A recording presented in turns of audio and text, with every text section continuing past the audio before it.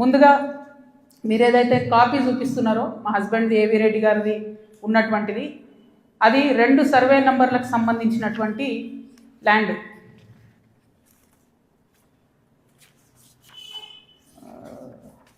Brief Ravindra Babu ఇది అదేంటంటే 2010/2 2010/3 అనేటటువంటి భూమి. దీనికి 1975 నుండి కూడా ఈ భూమికి కంప్లీట్గా పట్టాలు ఉన్నాయి, దానికి పాస్బుక్లు ఉన్నాయి. కంప్లీట్గా ఇది ప్రైవేట్ ల్యాండ్. ఈ ప్రైవేట్ ల్యాండ్లో 4 వ్యక్తులు, 4 కొడుకులు, వాళ్ళకి మనిషి 4 ఎకరాలు వచ్చినాయి. ఈ మనిషి 4 ఎకరాలు వచ్చినటువంటి ఈ భూమిని అక్కడ ఒక కంపెనీ ఉంది, టేకంషా అనే కంపెనీ. ఆ టేకంషా అనే కంపెనీకి 37 ఎకరాలు ప్రభుత్వము అమ్మింది ల్యాండ్ ఒకప్పుడు. వాడేం చేసిండు, ఆ అమ్మిన ల్యాండ్తో పాటు ఈ ప్రైవేట్ వాళ్ళ భూమి కూడా లోపలేసుకొని కాంపౌండ్ వాళ్ళు పెట్టుకున్నాడు. ఈ ప్రైవేట్ వాళ్ళంతా కాంపౌండ్ వాళ్ళకి పోయింది కాబట్టి వాళ్ళంతా ఈ రియల్ ఎస్టేట్ వ్యాపారంలో ఉన్నటువంటి మా హస్బెండ్ ఇంకా కొంతమంది దగ్గరకు వచ్చారు. ఈ 16 ఎకరాల భూమికి దాదాపు ఒక 20 మంది ఆ భూమిలో ఉన్నారు. అందులో మా భర్త కంపెనీ కూడా ఒకటి. ఇది మొత్తం ప్రైవేట్ ల్యాండ్ మాది, నువ్వెట్లా కాంపౌండ్ లోపల పెట్టుకుంటావు అని చెప్పి ఒక 9 ఏళ్ళు నడిచినట్టుంది డిస్ప్యూట్ నాకు తెలిసి. ఇది మా ల్యాండ్ అని వీళ్ళు, కాదని వాళ్ళు. ఫైనల్గా 2019లో లోక్ అదాలత్లో, ఇగో ఇది బీఆర్ఎస్ గవర్నమెంట్ ఇచ్చిన పాస్బుక్, అది ప్రైవేట్ ల్యాండ్ అని చెప్పి ఫైనల్గా లోక్ అదాలత్లో 2019లో ఈ టేకంషా అనే కంపెనీ, ఈ 16 ఎకరాల ప్రైవేట్ పట్ట, వీళ్ళందరూ కూడా కాంప్రమైజ్ అయింది.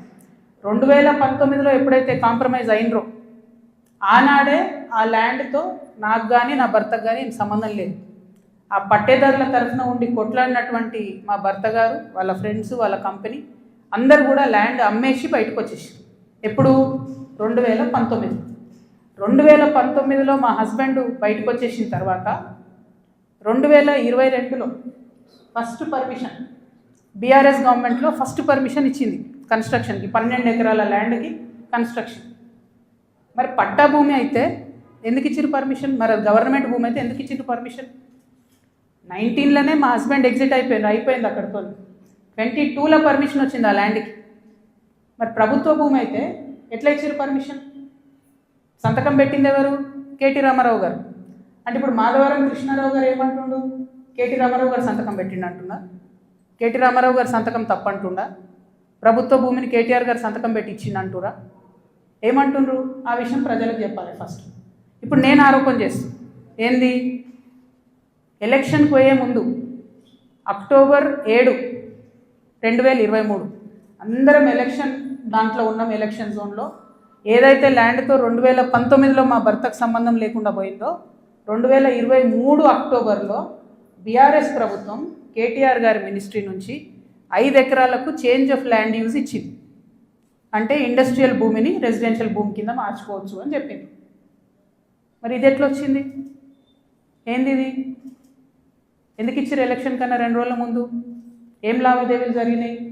దీంట్లో కృష్ణారావు గారి పాత్ర ఏంది?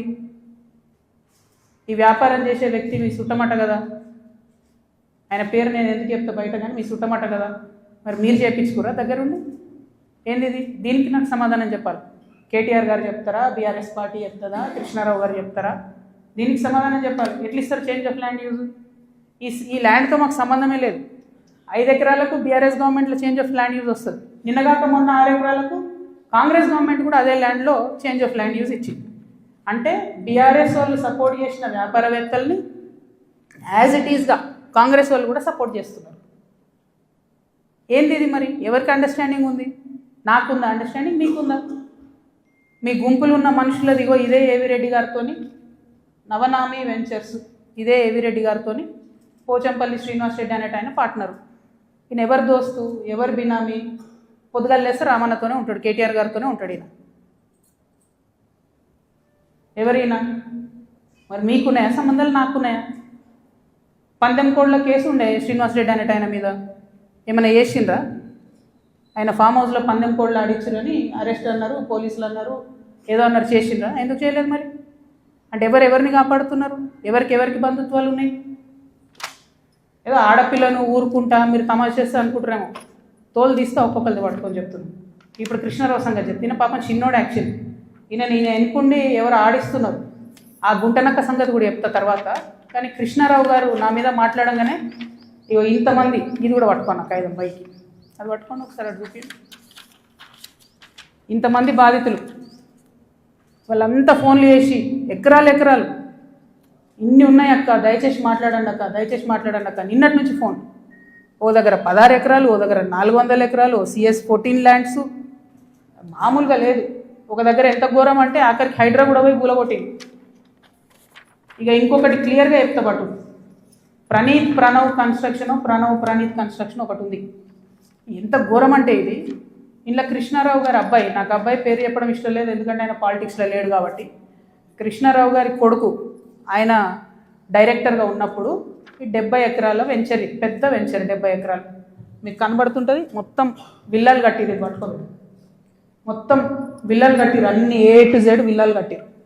ఇలా ఎన్ని అలిగేషన్స్ ఉన్నాయంటే, ఇక్కడ నేను ఎల్లో మార్క్ చేసిన రోడ్ మొత్తం గవర్నమెంట్ రోడ్, అది కబ్జా, అది లోపలనే ఉంటుంది, దాని చుట్టూ కాంపౌండ్ వాళ్ళు. ఇక్కడ అసైన్ ల్యాండ్స్ ఉన్నాయి, అది కబ్జా. ఈ మధ్యలో చెరువు ఉంది, ఈ చెరువు 10 ఎకరాలు ఉంది అని చెప్పి, 10 ఎకరాల చెరువు ఇది అని చెప్పి ప్రభుత్వం సర్టిఫికేట్ ఇచ్చింది. 2021లో ఇది అఫీషియల్గా రెరాకి ఇచ్చిన డాక్యుమెంట్. నేను మీలాగా ఆగమాగం ఎడ్డెడ్డి మాట్లాడా, దొంగ డాక్యుమెంట్లు చూసి అసలే మాట్లాడా.